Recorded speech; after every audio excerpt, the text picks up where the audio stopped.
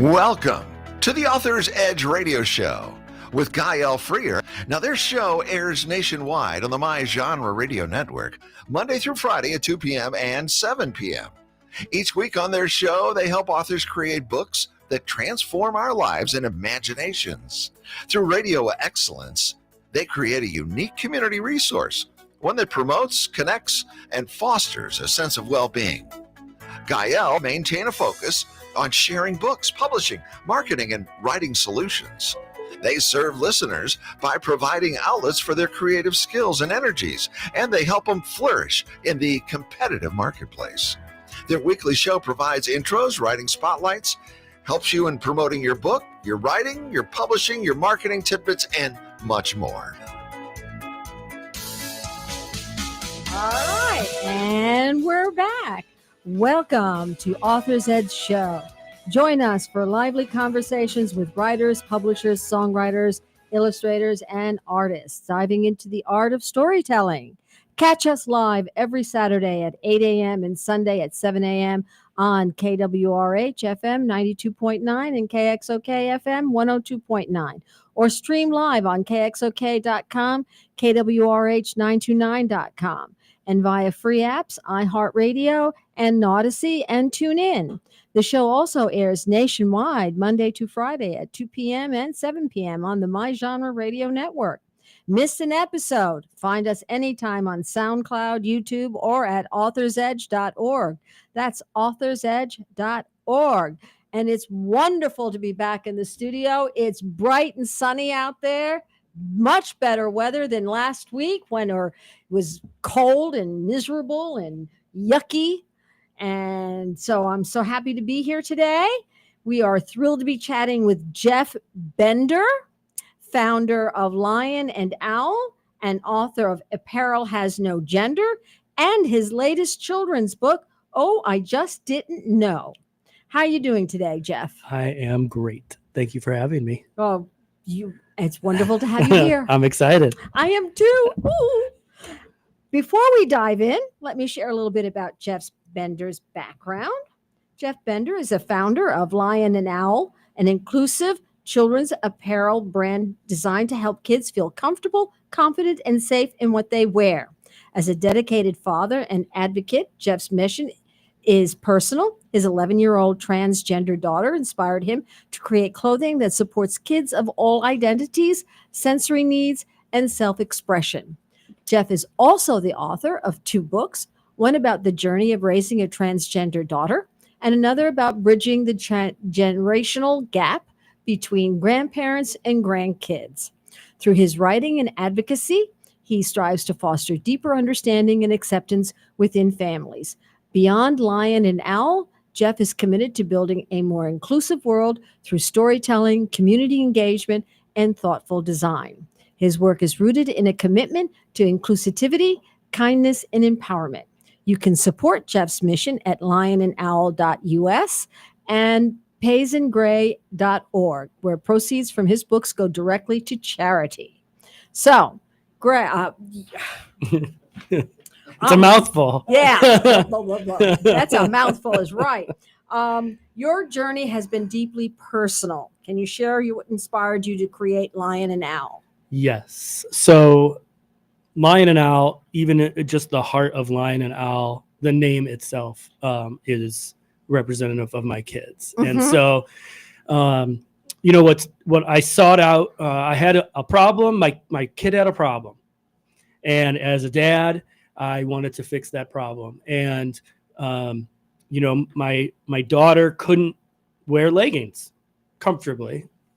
And so just like any parent who loves their kid, they want to help them and solve that problem. And so I dove right in and we created Lion and Owl. Lion is representative of my 13-year-old. Her name means courageous, so lion makes sense. And then when my youngest was born, she had these huge giant eyes. And so we said, oh, she's like an owl. And like growing up, we started collecting lion and owl stuff, or lion and owl statues and everything. And it became this kind of, hey, we have a lion and owl. So when the time came to actually create this clothing company, my first name came back from market research as being too expensive sounding. They told me to go back and make something that's more kid friendly. And I thought, and like all of our great ideas, I happened to be in the shower and wait a minute, I have a lion and an owl at home, and these are the clothes that are for them. Right. So that's how Lion and Owl came about. Wow. In the shower. Yeah, the name. Everything comes in the shower. I know. All the great ideas come in the shower. All the great ideas come in the shower. If we could only implement everything we thought about or think about in the shower to real life, man, that would be amazing. Wow. Yeah. Yeah. How did your daughter's journey influence your mission? So, I guess we can go all the way back. So let's go all the way back. Like I said before, I have 2 kids. I have a 13, almost 14-year-old daughter, cisgender daughter. And then we have our youngest, and she's 11. And really, ever since I can remember, really since she was 2 years old and she was able to put on her own clothes and act a certain way, and like real personality comes out that way, she's always been her. She's always been our daughter. Mm-hmm. And we've all, my wife and I were very open, and we just want what's best for our community and for our friends and family. And for us, like, it was never an issue. It was never a problem. It was never something that like, oh man, what are we going to do about this? It was just, she was just who she was. And we loved her, and we allowed her to just be who she wanted to be. This isn't a choice that these kids make. This is exactly who they are. And it's up to us as parents to let them flourish and blossom into that person. So she's taught me so much, not only in patience and understanding, but, I've spent my entire life looking for meaning, I guess you could say. Mm-hmm. And, she gave it to me, because for the last 4 years, all I've done is advocate for her rights and people like her too. So. You've written books about raising a transgender daughter and bridging the generational gaps. What was that moment that made you realize you needed to put these stories out into the world? The amount of questions that not only I had, or my wife had, or my parents, or my wife's parents, or family and friends. There have always been transgender people for as long as there have been humans. Yes. But because the last few years they've been put onto this forefront, more people are aware, right?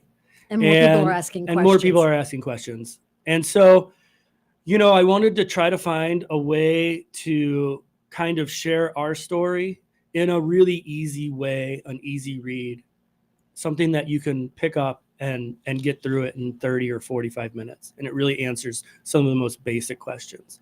And then in the second book, I Just Didn't Know, which is named after, because my mother would always ask questions, and she would always follow what? So is it a phase?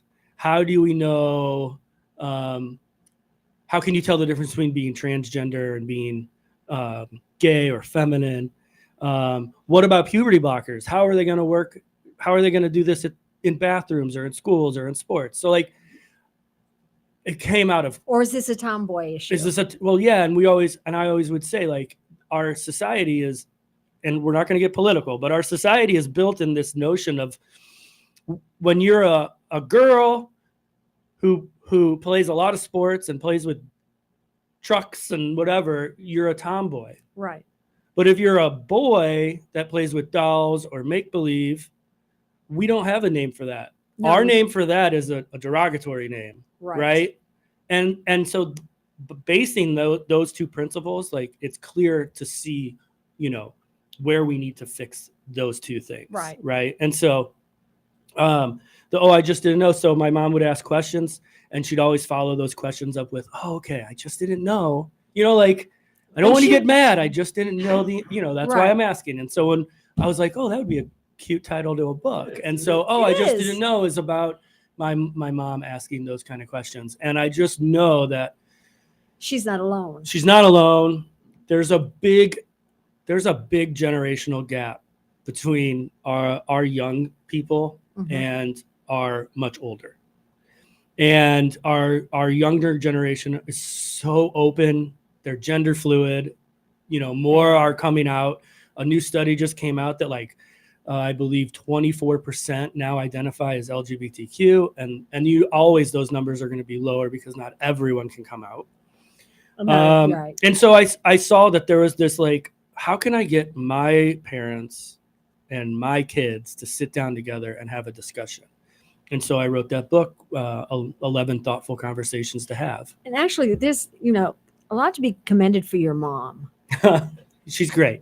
because Super supportive. Yeah, Yeah. not all grandparents are super supportive. No, and I've been lucky enough that I've traveled a lot for the books, and I've gotten to meet a ton of people and speak to a ton of groups. And it surprised me at first to see how many grandparents were coming to these events. Mhm. And they had the most questions, but they were also willing to give the most support. So I found that to be heartwarming. And they just, this is also new to a lot of people. And most of them want to be understanding. So it makes sense for them to want to reach out and ask these kind of questions, especially when we're talking about pronouns and the whole they, them. And it's just, they want to learn. I just wish there was a better pronoun than they. As an English teacher, I'm having a hard time with that. I just wish there was a better pronoun than they. Yeah, I can understand the they, them. Because but it's plural. It's plural. It is. Unless, someone gave me this wonderful example of if someone were at a grocery store and they lost their wallet and someone found it and said, hey, I found this wallet, the person would say, oh, did you give them their wallet back? Did they get their wallet back? And that's singular. That's true. So they, them does work. Yeah, that's true. That's interesting. I hadn't thought about it that way, but it's still, when you're referring to, It is. It can be confusing. it for can sure. be. And I always tell people, listen, if it's uncomfortable, just use their name. No, it's not the uncomfortableness. Right. What my issue is the It's grammar. the grammar. I know. It was so funny. It's strictly It's grammar. I know. On the way here, I was listening to a radio program, and they were talking about their pet peeves with grammar. And they were like, there, Yeah. or irregardless was a word that they doesn't exist, but That people like doesn't. to use. Yeah. It's the grammar that drives me Yeah, crazy. yeah. It has nothing to do with anything else. Yeah. I just wish there was a better word. Yeah, I get it. We need to come up with a better word. I know. I like it. They, them. Yeah. Yep. Yeah. That's all. Yes, we do. Yeah, Yes, we do. we do. And I've got the other ones here. Yes, and we're going to show the other ones in a minute. Yeah. So, but thank you for keeping me on task. We are going to go to a radio announcer while we have the moment. You are listening to Author's Edge, chatting with Jeff Bender about his apparel company, Lion and Owl, and his children's books. Oh, I Just Didn't Know, coming to you live weekly on Saturdays at 8 a.m. and Sunday at 7 a.m. on KWRH929.com and KXOK102.com. Okay, so the importance of inclusive apparel. Why does inclusive apparel matter? So every You have kid, the book right here. yes. I'm going to So leave that up there. I'm going to show this one. Can we see it? So, yeah, every kid deserves the right to feel comfortable, confident, and brave in the clothes that they wear. And when I started looking into this apparel company idea, I have no background in apparel or fashion. I do not know how to sew. And what I did notice right away is that many of the clothes that are made nowadays, especially in big box stores, don't take into effect of any kind of personal needs that kids are craving and that they need to be successful. And so it's important to make sure that if a kid is fidgety or nervous, that they have an option to self-soothe, self-calm. You know, we always hear from kids, hey, tags are itchy, seams are itchy. They're itchy for me. I'm 70. Are you kidding? I go shopping, I look for the Yep. tag in the back, and I'm like, what is this? I know. And some of them, I don't understand. They're like this long. Yeah. Yeah. And so when doing the research, this is what we kept finding, is that there just weren't any really great options out there for kids to wear. They want something that's super soft on the inside. They want something that has no tags. They don't want a neckline. And so, and they want, you know, some more privacy. It's amazing that the deep dive that we took into why clothes are a certain way and why little girl shorts are so short and boy shorts are so long. It's very old and strange. So I have a very big issue with some of the girls' clothes out there. I am also 70.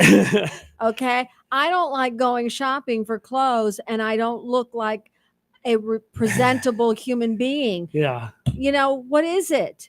they're short. Yeah. They're short. Yeah, it makes no sense. It really doesn't, especially in our age group. So like we make clothes for like 4 to 11. So to when 10. are you going to start designing people clothes for me? I know. So man, what's crazy is the amount of people that the amount of parents, especially mothers, that have come up to me and they're like, when will you start making these clothes in my size? Because these are also features that I want as an adult. And it really just goes to show you that I still want them pretty. Right. And this goes to show you that it's really not thought of. But deep down, ultimately, people just want to be comfortable. And currently the clothes out there want to aren't be comfortable, but they also want to be pretty. Right. Yes. And they still want to, you know, some girls still want to be feminine, and they still, you know. Right. But they also want privacy, and they also want privacy. They want comfortability. And they don't want everything showing. Right. So yeah. And you know, we've worked really hard at creating a truly inclusive brand, one that is made for, you know, our sensitivity issues, the neurodivergent, autistic, LGBTQ kids, everyone, and really all kids. We created a new we created a new category called All Kids Plus. And that really is exactly what we're doing. We are making the most comfortable clothes for all of our kids, and we are giving them the clothes that they can go out and be brave in. And I like this one thing that you put over here. Let's see, I just passed it a minute ago. Where is it? As little kids, activities are gender neutral. yeah. Yes. Yeah. It's amazing that next time you're at a department store and you go into the toy section, just keep an ear out for how many people you hear say the term, well, that's a boy's toy, or those are girl toys. And every once in a while, a grandma will surprise you and will take their grandkids to the section that they want to shop in, which is amazing. And because I'm always listening to that. Right. But man, you really do hear that a lot. Yeah. Oh, those toys are for boys. Right. Or those clothes are for boys. Like, why? You know, apparel inherently has no gender. It's just clothes. It's just clothes. Right. That's all it is. It's just all clothes. it is. Yeah. Yeah. I fail to understand the rest of it. Don't ask me. It can be frustrating. Yes. What challenges did you face when you were creating Lion and Owl? Well, obviously, just making sure that we were doing everything the right way, that we were creating clothes that really did serve a purpose for these kids. So then your daughters were. So yes, they were the models. So like, it's crazy, but like, it was completely based upon them going and fitting and getting, you know, all the tested put on, and we were really fortunate that we were working with a local manufacturer here, Stars Design Group, and they were hugely helpful in creating this first line that we had launched. And I remember it was crazy. we got to the final production test. Like this was it. This was the hoodie. After this, we're ordering 1,000 pieces of this hoodie. And during the testing, my daughter kept putting her hands putting her hands down, feeling for pockets. We didn't put pockets in the hoodie. And so like right there, we're like, oh man, we didn't put any pockets in. And she's like, yeah, you got to have pockets. Like, I got to put my hand somewhere. So we were able to put deep pockets. She's like, it has to be big enough to hold an iPhone. So, she's right. We tested it out. So, but other than that, I mean, your typical, trouble with starting any kind of business, it's money and organization and just trying to, raise enough awareness. And I think for right now, for us, our biggest problem is just awareness. Have you received a lot of pushback on it? So in the beginning, we did receive some pushback, not so much on the clothes, because obviously, our clothes are for all kids. And when people come to us and they want to make some stupid argument about, well, why isn't there a boys section or a girls section on your website? And it's like, because I'm selling joggers and hoodies and leggings, right? It's like, you just buy what your kid likes. Right. And so like, that was the pushback that I heard. Often I would hear from people who were wearing themselves hoodies telling me that clothes do in fact have gender, when in fact they're wearing a hoodie, which is unisex, and they themselves are wearing a non-gendered hoodie. Article of clothing. But more pushback was just because of the books, only because it's dealing with transgender issues. Right. But bring it on. We're going to go to commercial. Or yes? Okay. And before we go to commercial, I'm going to read, are you an author, publisher, editor, illustrator, songwriter, or artist looking to expand your reach? Advertise on Author's Edge to connect with passionate readers and industry insiders. With engaging interviews, reviews, and discussions, your books will shine. Why choose us? Reach thousands of book lovers, boost sales and visibility, target impactful ads, trusted host endorsements. Elevate your presence with Author's Edge. Contact us today at 573-714-1352, where authors and readers meet. And now we'll go to commercial break.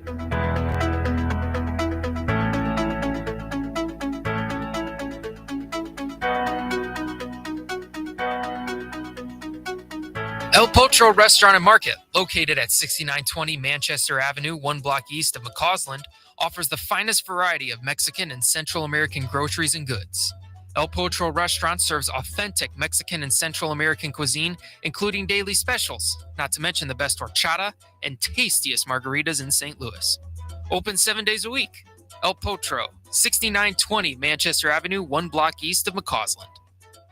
Jewels on Hampton in St. Louis Hills is paying some of the highest prices on gold, silver, diamonds, semi-precious colored stones, coins, flatware, and fine watches on site. Jewels on Hampton is a premier jeweler featuring Alvanza's jewel art designs with an exquisite selection of diamonds, semi-precious stone jewelry, and vintage watches. Their expert design team can restyle your jewelry to today's contemporary style. They also do jewelry and watch repair. Need extra cash? Jewels on Hampton is paying some of the highest prices on gold, silver, diamonds, semi-precious colored stones, coins, flatware, and fine watches. Bring in your collectibles and clocks, sports memorabilia, and figurines too. Jewels on Hampton, 4506 Hampton, just 3 blocks south of Chippewa. Call them at 314-752-5000. 314-752-5000.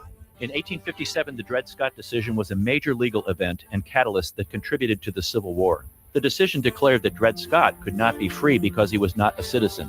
The 14th Amendment, also called the Dred Scott Amendment, granted citizenship to all born or naturalized here in our country and was intended to overturn the U.S. Supreme Court decision on July 9, 1868. The Dred Scott Heritage Foundation is requesting a commemorative stamp to be issued from the U.S. Postal Service to recognize and remember the heritage of this amendment by issuing a stamp with the likeness of the man Dred Scott. But we need your support and the support of thousands of people who would like to see this happen. To achieve this goal, we ask you to download, sign, and share the one-page petition with others. To find the petition, please go to dredscottlives.org and click on the Dred Scott Petition Drive on the right side of the page.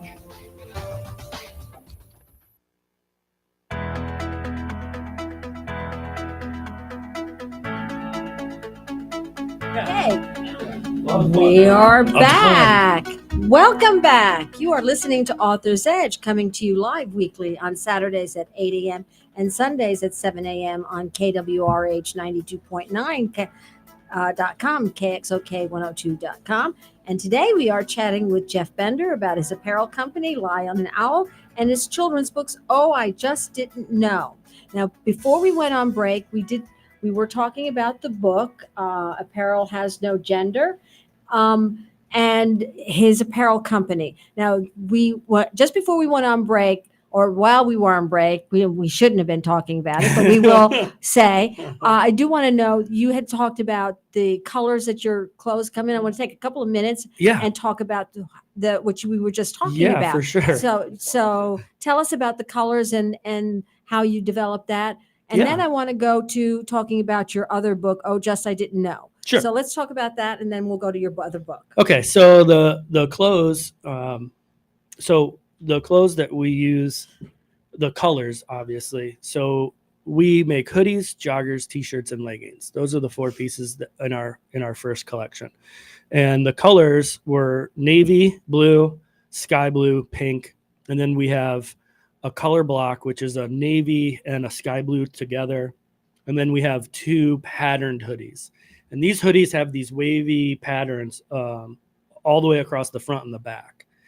And then we followed that up with all of our t-shirts also have these wavy patterns, and they come in navy, sky blue, and pink.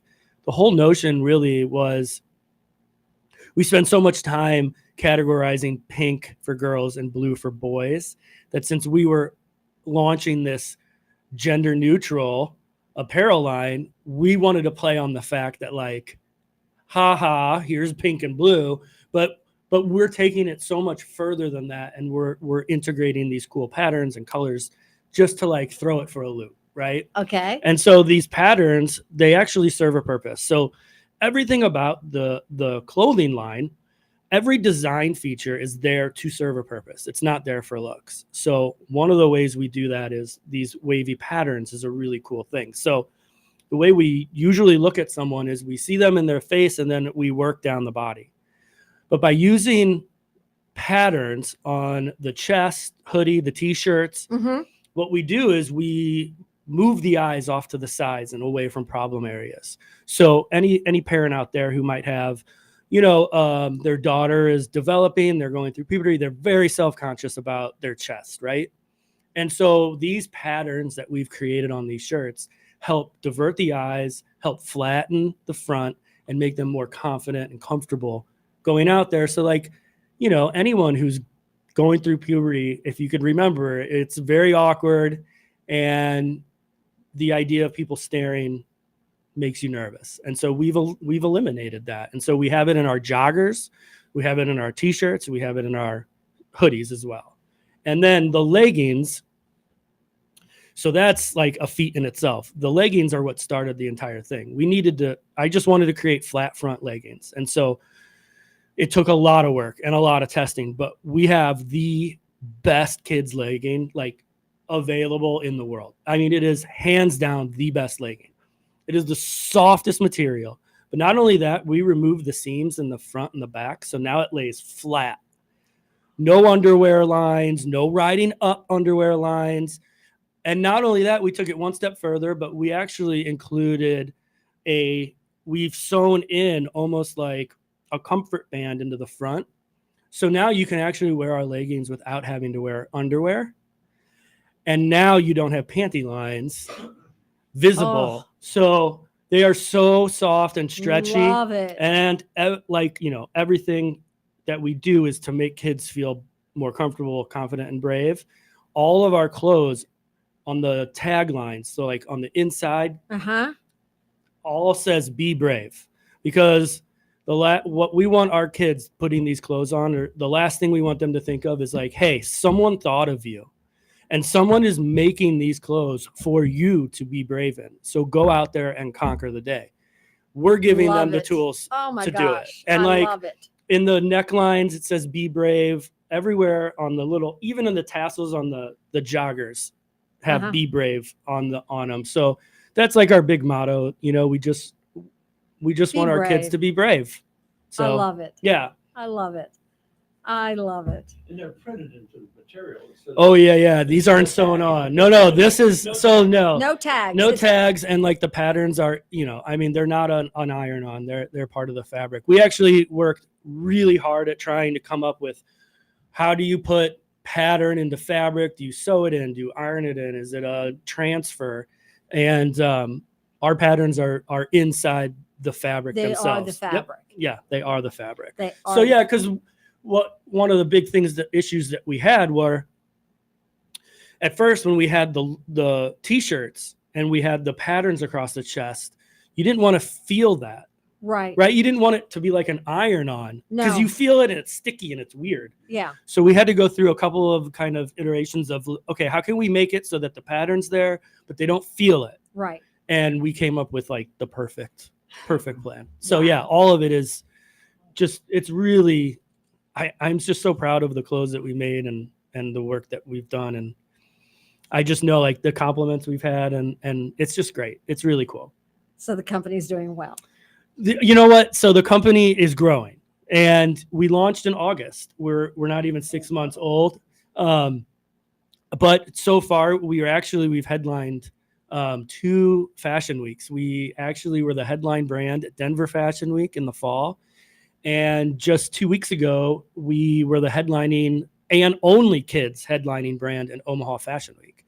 Well, So- I know because that's why you couldn't come to my. Yes, yep. We were in Just- Omaha. And yeah. so, you know, any new company is always going to need more investment. They're going to need more money. It's cost a fortune to advertise. You know, it's really just me and a couple of friends that are helping. You know, so no, we have something great, but our problem right now is making sure that enough people know how great it is so that we continue to grow. Wonderful. Yeah, and our second, like we've already working with our second collection. As soon as we can kind of get some momentum going, and we're doing new underwear, new bottoms. We're doing a whole athletic division, like all these athletic clothes for kids that really are craving this kind of really comfortable, inclusive feel. So we've got a ton more to go. Wonderful. Yeah. So let's talk about the book, Oh, Just I Didn't Know.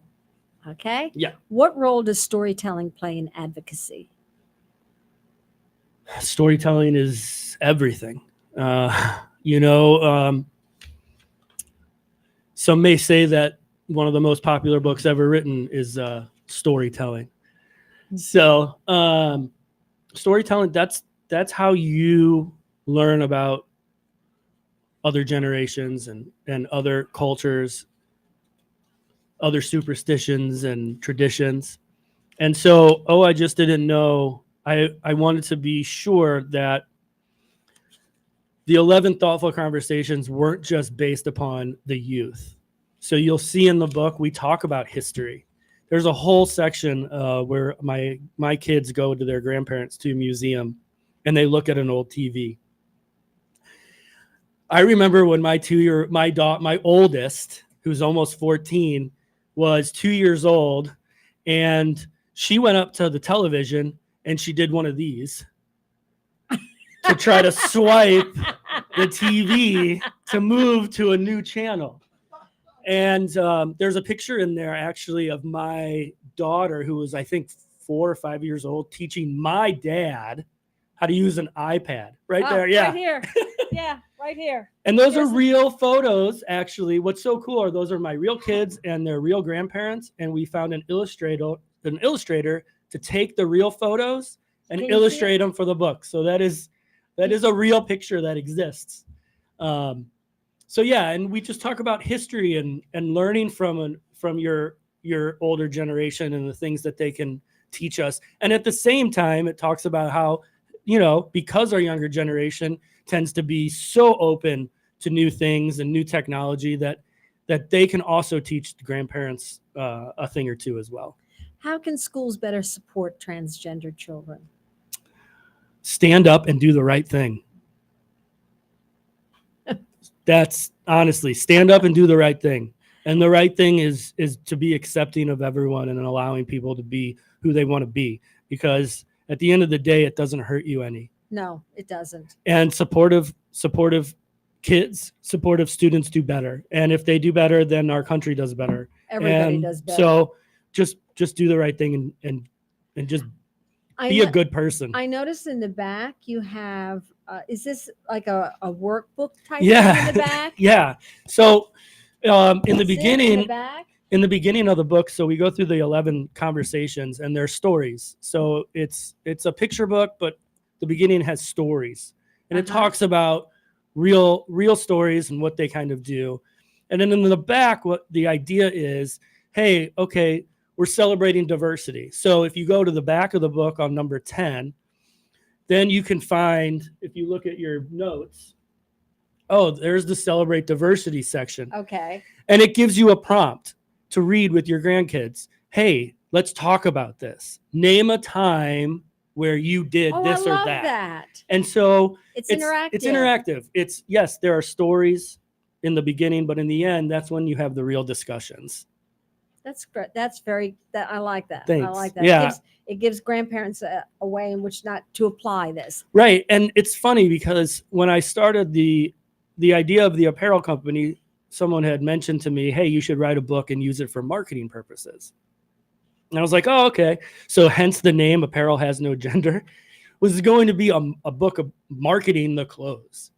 But when we started writing, we really got into something where we were like, wait a minute, these can be real books, Mhm. standalone books. Mm-hmm. And so I wrote the books first and spent a year working on the books and traveling and speaking, doing speaking engagements and stuff. And then we really ramped it up for the apparel company, and we got our delivery last August. I have 56 cartons. So like a carton is about as big as this table. And I have, or not 56, I have like 200 of them in my basement. That's our storefront. So I'm doing all the shipping, all the packaging. So our store is our basement. Sorry. Okay. My Now, I wife. do want to tell you that in Newport, Arkansas, there's the Delta Arts Festival. They have where you could probably sell some of this. Oh, yeah. Okay. So it's called the Delta Arts Festival. I'll look into it. Yeah. Yeah. I love going. I love traveling. It's, So and you meeting might- new people. Yeah. So I'm throwing that out there for Okay. you. I'll look into it for sure. Also, Poplar Bluff has an art festival as well. I mean, an authors festival. Okay. An author, and that's And I coming know up. I know two people who live there now. Yeah. I'm sorry. No, wait a minute. Let me rephrase. I've got two things going on in my head at the same time.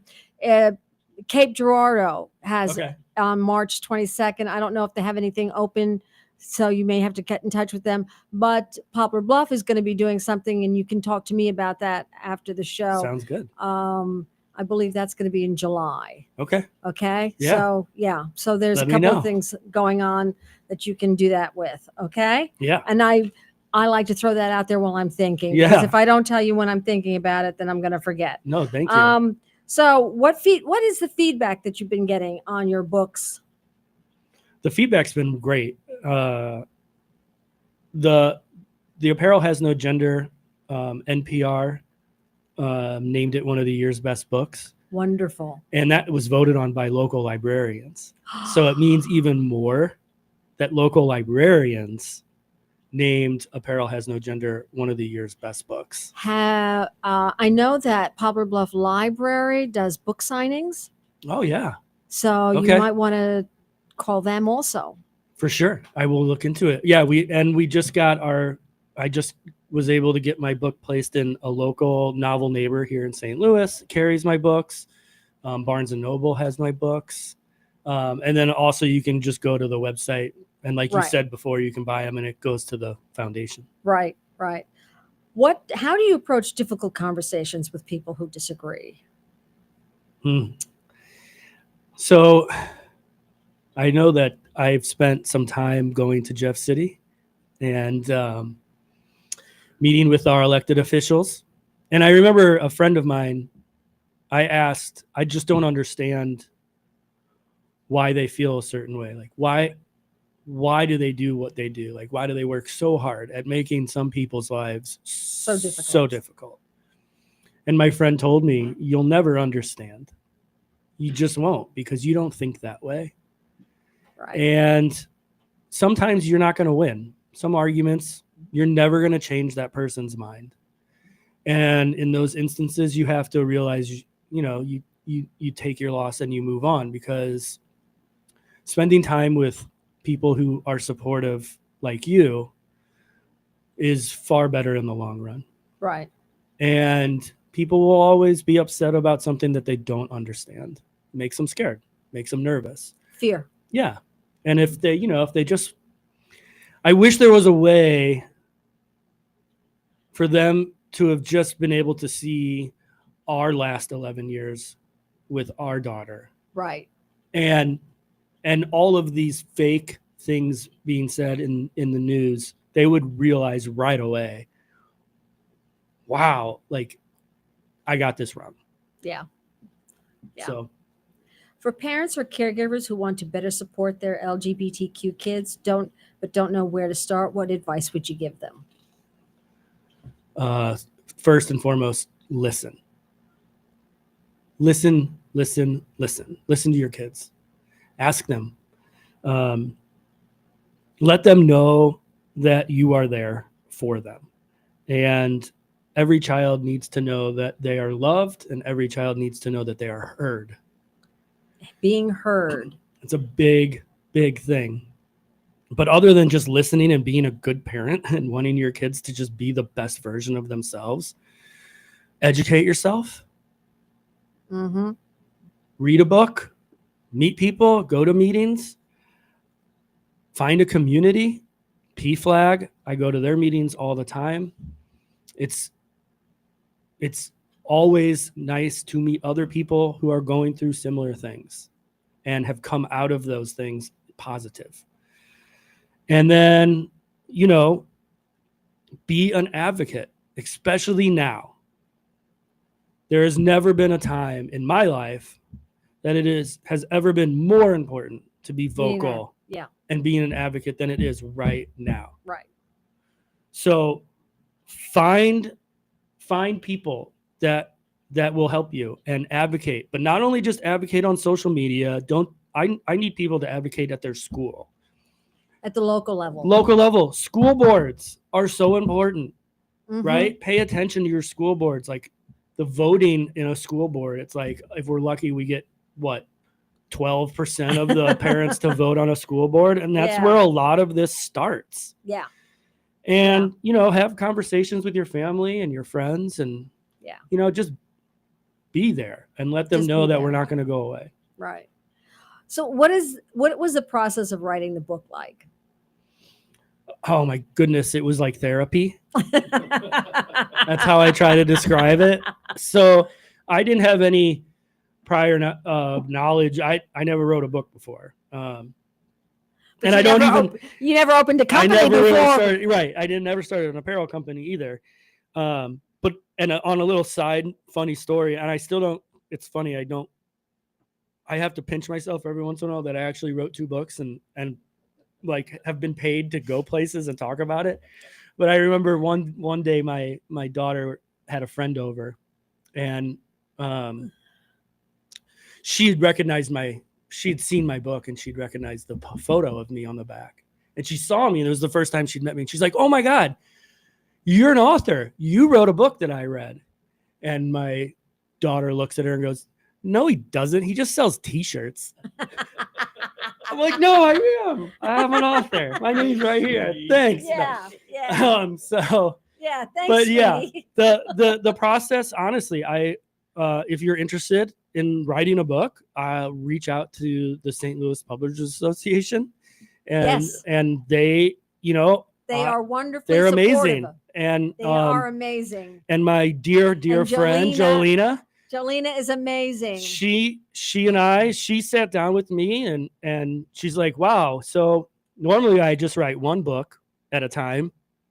This will be my first time helping someone write 2 books at one time, and it was great. The process is she would kind of do what we're doing now. She would ask me a question, and I would just talk and talk and talk, and we would take notes, and then we would work together at creating the best out of the notes that I had written, and then we put it in book form. And then, it was amazing. It was a lot harder than I thought it would be, but it was worth it. And I have these 2 books that will never go away. Like, You have a legacy. I do. I have something that I actually can show people that, like, hey, I did this. But you have something to give to your daughter. I do. And I hope, I know that they will. I know that they understand, like, the work that I do. And but when you're 13 and 11, Right. it's not a whole lot, right? It doesn't No, mean a but whole when lot. they're 20, But when they're older, they're going to see. and it's going to make a difference to them. Yeah, it will. It's going to make a difference to a lot of people, and it already has. So I'm really proud of the work we've done and the work that's to come. What advice would you give to aspiring authors? Everyone has a story to tell, right? And so it's just about what's important to you.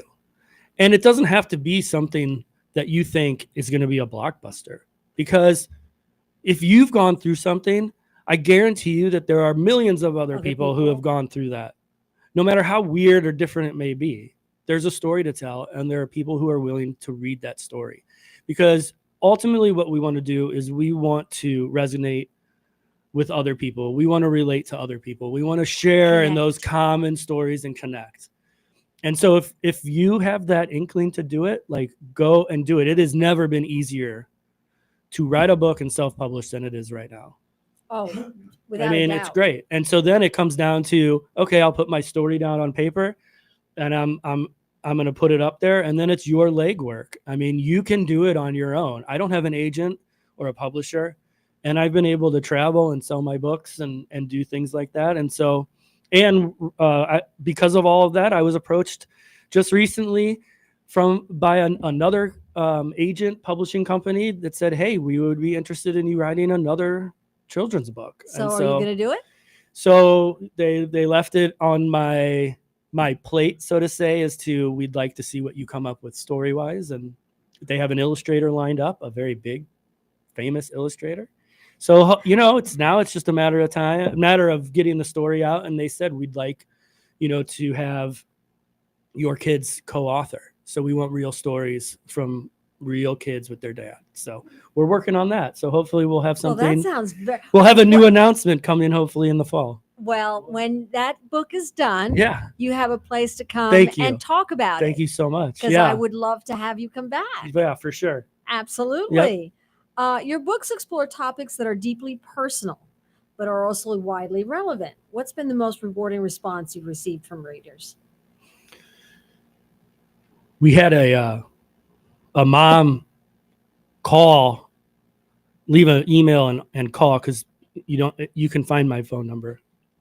And their family, that she had a child who'd come out as transgender, and they were having a real issue.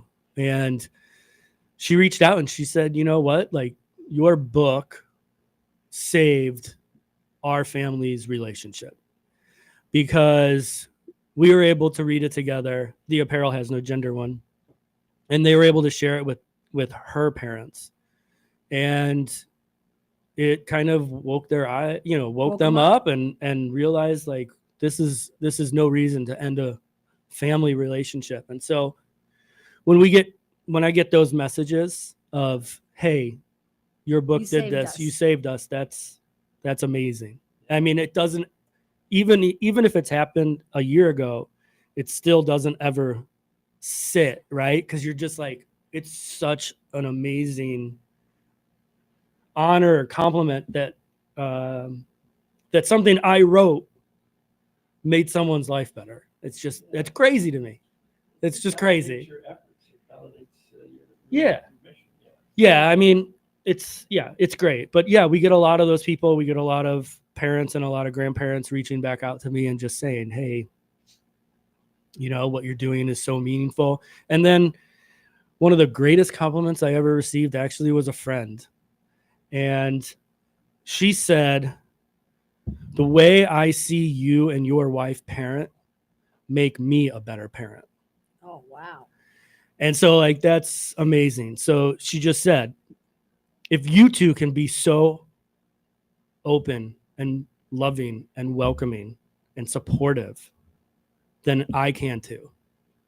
And we get a lot of those people that are like, I don't know, I'm not in your position and I don't know how I would react if I were, but it's good to see how you and your wife react.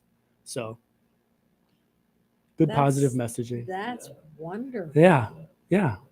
So That is truly. So what's next for the Lion and the Owl? So growth. We are looking to raise $500,000. $500,000. So yeah, at our initial pre-seed stage, so like what we raised to launch the very first clothing line, and to now we need more investment so we can produce the second line, which is 3 times as large as the first. Wow. Yeah, because we have a whole athletic division and underwear, like we said, because there should be more comfortable underwear, even for adults. Yeah. And so yeah, we're just that's what's next. Obviously, we're in our infancy. We need help in that sense in funding, and then when taking that, we can just grow and allow ourselves to reach more people and help more kids. If you could give one message to your younger self, what would that be? Man, that could be a whole nother podcast or a whole nother podcast show talking about my history of like, oh my God, you would. Now, I mean, okay. So how long have you been married? So we'll be celebrating our 20th wedding anniversary this summer. Okay, this so May. 20th, right? Yeah. So 30 years ago. Oh my God. Yeah. So listen, what would you tell yourself? I was not a good kid. I was No? not a good student or it was, so I was asked to leave high school and not for like, oh, here's the deal. You would Yeah. have been one of my students Yes. because I taught in an alternative school. yeah, exactly. I I found would it have loved having you in class. I found it incredibly boring. And so, you know, I was told obviously all those, you're never going to do this and you're never going to do that. But I found direction later in life, and I found it because I had my kids. And so I would tell my 30-year-old self, try to worry less about, you know, the regret you might have later on, because in the end, we're always changing. We're always becoming a new version of ourselves.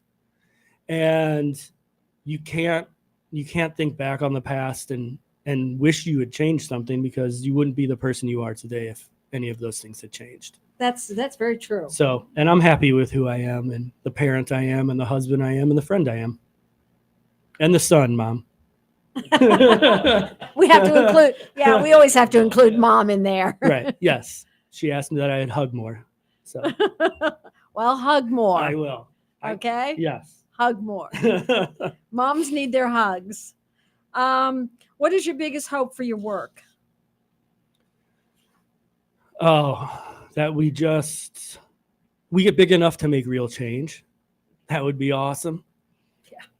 If we get It big would be. enough to make real change. We're changing the way kids feel. We're making them feel better. But with success comes recognition, and with recognition becomes more power to change the world around our kids. And so I would like Make to the do world that. safer for our kids. Yeah, safer, More accepting. more inclusive, more accepting, more welcoming. And listen, I'm in it all the time. This is my life. So I am always in meetings or on phone calls or meeting with other people about these types of things. And, you know, you're not going to beat this younger generation. Eventually, this younger generation, these kids who are 18 and under, they're going to grow up and they're going to make this world Hopefully a better place. a better place. It's not forever. No. Thank Because goodness. these kids that I get to spend time with, they're amazing. And I can, if we're going to end it, this is a great little snippet to end. I asked my daughter, hey, if you're ever like at the playground or you're at school and you're playing with a friend, like, does it come up? Like, do you ever talk about it? Does it ever, are you ever like, hey, I am? And she's like, oh, every once in a while, maybe it might, someone might ask something or whatever. And me being 46, I say, oh my God, how did they react? And she looked at me like I was the biggest idiot. And she said, what do you mean, how do they react? They just say, okay, and we go play. You know, that's my son does the same thing. My son is 35 and he's got the same attitude. Yeah. He's got the same attitude. As a matter of fact, he will reprimand me when I do not use the correct pronouns, when I do not use the correct ethnic terms. Yeah. He will say, Mom, that's not the way we do it. Yep.